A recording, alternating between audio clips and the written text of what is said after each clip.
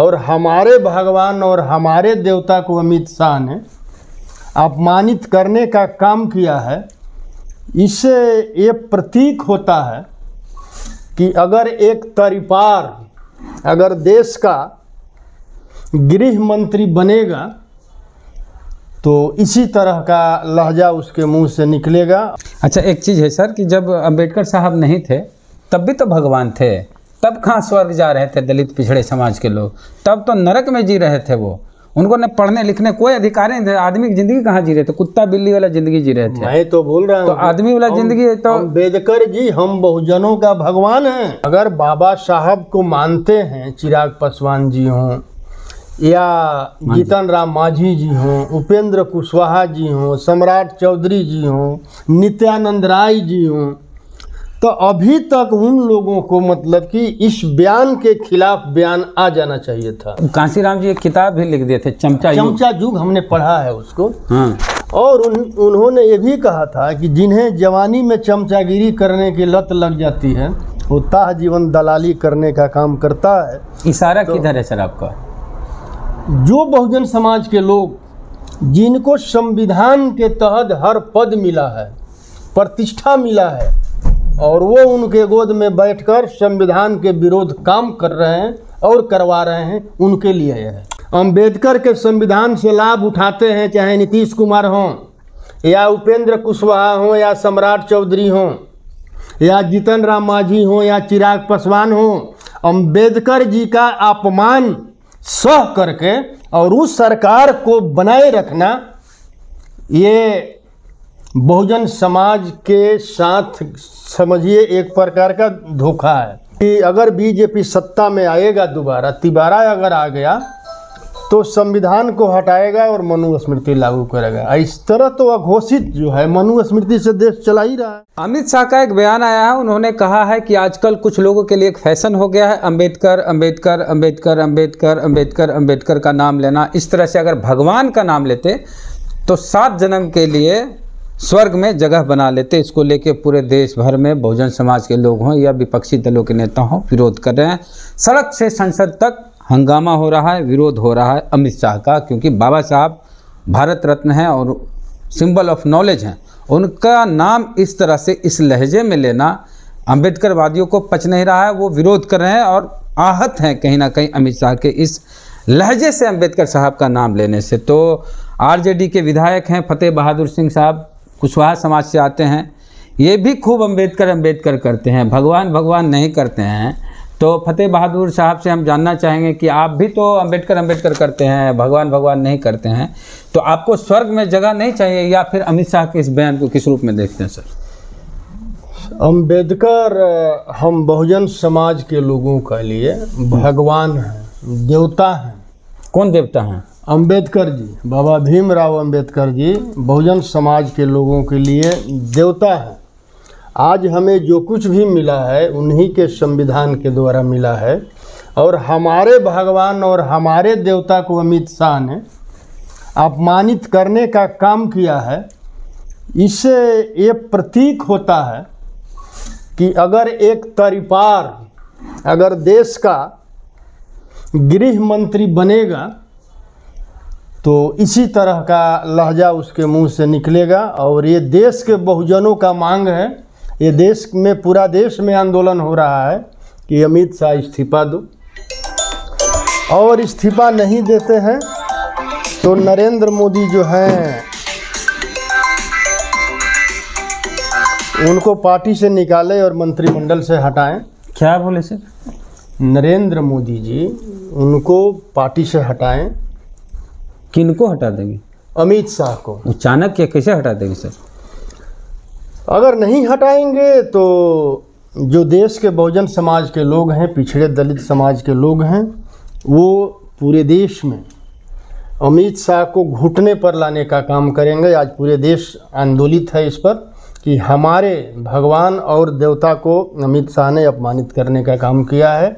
और हम लोग तो लोकसभा चुनाव के पहले ही घूम घूम करके बोल रहे थे कि अगर बीजेपी सत्ता में आएगा तिबारा अगर आ गया तो संविधान को हटाएगा और मनुस्मृति लागू करेगा। इस तरह तो अघोषित जो है मनुस्मृति से देश चला ही रहा है। और अमित शाह के जो दिल में जो बात थी जुबान पर आया है, अब बहुजन समाज के लोगों को सावधान हो जाना चाहिए। सबसे समस्या है जो हमारे समाज के 90% के बीच के, जिनके लिए काशीराम जी ने कहा था कि हमारे ही लोग कुछ चमचे हो गए हैं, जो उनके गोद में बैठकर हमारे ही लोगों का सौदा कर रहे हैं। पहले उन लोगों से हमें सावधान रहना होगा। तो काशीराम जी एक किताब भी लिख दिए थे, चमचा युग, हमने पढ़ा है उसको। और उन्होंने ये भी कहा था कि जिन्हें जवानी में चमचागिरी करने की लत लग जाती है वो ताह जीवन दलाली करने का काम करता है। इशारा किधर है सर आपका? जो बहुजन समाज के लोग जिनको संविधान के तहत हर पद मिला है, प्रतिष्ठा मिला है, और वो उनके गोद में बैठकर संविधान के विरोध काम कर रहे हैं और करवा रहे हैं, उनके लिए यह है। बिहार से कई बहुजन नेता हैं, केंद्रीय मंत्री हैं, मांझी साहब हैं, दलित समाज से आते हैं, चिराग पासवान दलित समाज से आते हैं, अब बाबा साहब भी दलित समाज से थे। जो भी हैं, अगर बाबा साहब को मानते हैं, चिराग पासवान जी हों या जीतन राम मांझी जी हों, उपेंद्र कुशवाहा जी हों, सम्राट चौधरी जी हों, नित्यानंद राय जी हों, तो अभी तक उन लोगों को मतलब कि इस बयान के खिलाफ बयान आ जाना चाहिए था। आज अगर रामविलास पासवान जी होते, हमें याद है कि गोधरा कांड पर 1 वोट के लिए रामविलास पासवान जी ने सरकार गिरा दिया था, इस्तीफा भी दे दिए, इस्तीफा भी दे दिए थे। तो आज वैसे नेताओं की कमी मतलब कि हो रही है, और ये देश पूरी आंदोलित है। और हमें जो है, हमारे बहुजन समाज के लोग ऐसे दलालों को, ऐसे चमचों को जो है पहले मिटाना पड़ेगा, तब हम उनसे लड़ सकते हैं, वरना हम लड़ाई नहीं जीत सकते। लालू यादव जो आपके नेता हैं, उनका कहना है कि अमित शाह पगला गए हैं। देखिए, अमित शाह का प्रायोजित था ये, वो लिख करके ले गए थे, वो कोई अचानक नहीं बोले हैं। जो उनका ड्राफ्टिंग था उसी को पढ़े हैं।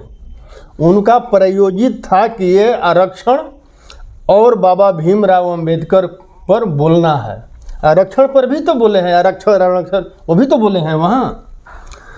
तो उन लोगों का यही नीति है, नियत है, और इन लोगों को मनुस्मृति से देश चलाना है। शुक्र मनाइए कि 400 पार के देश के बहुजनों ने 240 में सिमटा दिया, नहीं तो आज आप माइक लेकर हमारे सामने नहीं होते, आपके आवाज़ को बंद कर दिया गया होता। और आगे आने वाले समय में जो है, अभी से भी अगर सुबुद्धि जगे, चंद्रबाबू नायडू हों, नीतीश कुमार हों, चिराग पासवान हों, अजीत पवार हों, मांझी जी, सब लोग मिल कर के सरकार को गिरावे, सरकार गिराए। अंबेडकर के मुद्दे पर सरकार, अंबेडकर के मुद्दे पर अगर ये लोग अंबेडकर के संविधान से लाभ उठाते हैं, चाहे नीतीश कुमार हों या उपेंद्र कुशवाहा हों या सम्राट चौधरी हों या जीतन राम मांझी हों या चिराग पासवान हों, अंबेडकर जी का अपमान सह करके और उस सरकार को बनाए रखना, ये बहुजन समाज के साथ समझिए एक प्रकार का धोखा है अपने कुर्सी के लिए। इन लोगों को चाहिए कि अंबेडकर जी के अपमान न सहें, अंबेडकर जी के अपमान को सम्मान में बदलने के लिए आज की आज सरकार गिरा दें, और अंबेडकर के सपनों का भारत बनाने के लिए अंबेडकर वादियों के साथ मिलकर करके सरकार का गठन करें। और जो अंबेडकर जी ने जो सपना देखा था कि भारत के लोगों को शिक्षा और स्वास्थ्य की जिम्मेवारी सरकार ले, एक समान कर दे, उस क्षेत्र में ये लोग काम करें। नहीं तो आने वाले समय में जो हाल शिंदे का हुआ है, वही हाल नीतीश कुमार जी का, चिराग पासवान का, मांझी जी का, सम्राट चौधरी का, सब लोगों का, जितने बहुजन का नेता हैं, सबका वही हश्र होने वाला है। अगर अभी लोग नहीं सुधरे तो जब संविधान रहेगा, जब संविधान बचेगा तब न बहुजन समाज के लोग बचेंगे। नहीं, अमित शाह से जुड़ा हुआ एक सवाल है। आज तक के कार्यक्रम में अमित शाह गए हुए थे, एंकर ने पूछा कि अगली बार बिहार में मुख्यमंत्री का चेहरा कौन होगा, तो इस पर अमित शाह ने कहा कि हम लोग बैठ के तय करेंगे। मतलब उन्होंने ये स्पष्ट नहीं कहा कि नीतीश कुमार ही मुख्यमंत्री का चेहरा होंगे। तो इसको लेके भी जदयू को एक तरह से कहिए बीजेपी ने आंख दिखा दिया। संविधान जो बाबा साहब को अपमानित कर सकता है वो नीतीश कुमार को सम्मान दे सकता है क्या? अगला मुख्यमंत्री बिहार का अगर बीजेपी का अगर बहुमत में आया तो मनुवादी होगा और सामंतवादी होगा। नीतीश जी नहीं होंगे? नहीं होंगे। तो माने नीतीश जी मनुवादी सामंती नहीं है? नहीं है, लेकिन उनके अगल बगल में जो बैठे हुए लोग हैं हाँ, वो सामंतवादी और मनुवादी हैं।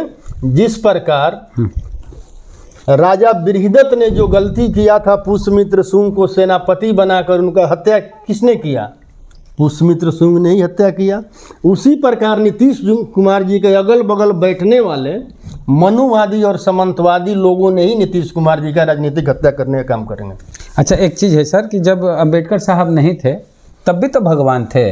तब कहाँ स्वर्ग जा रहे थे दलित पिछड़े समाज के लोग? तब तो नरक में जी रहे थे वो। उनको न पढ़ने लिखने कोई अधिकार नहीं थे। आदमी की जिंदगी कहाँ जी रहे थे? कुत्ता बिल्ली वाला जिंदगी जी रहे थे। मैं तो बोल रहा हूँ तो आदमी वाला जिंदगी है। तो अम्बेडकर जी हम बहुजनों का भगवान हैं।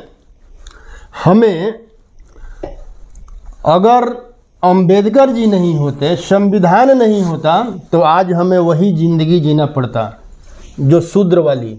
महिलाओं और शूद्रों को शिक्षा प्राप्त करने का अधिकार नहीं है।